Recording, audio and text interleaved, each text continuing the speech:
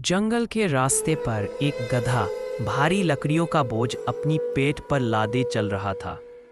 धूप तेज थी, रास्ता लंबा, और हर कदम के साथ इसके पांव बोझ से दब रहे थे।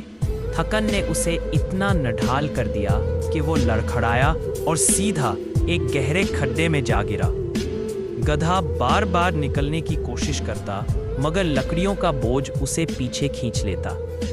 हर कोशिश नाकाम हो जाती और उसकी सांस फूलती जा रही थी। उसी दौरान झाड़ियों में से उसके जंगल के दोस्त हरन, बंदर और खरगोश दौड़ते हुए आ गए।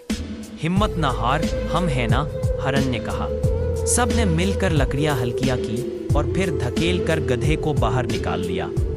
आजाद होते ही गधा खुशी से हंसा, अपने दोस्तों का शुक्रिया अदा किया और कहा, तुम लोग ना होते तो शायद मैं ये सफर कभी मुकम्मल ना कर पाता। फिर वो हल्के दिल और नए हौसले के साथ बोझ उठाकर तेज कदमों से चल पड़ा। कहानी अच्छी लगी तो एक लाइक और शेयर और कमेंट में इमोजी अच्छा सा सेंड करें।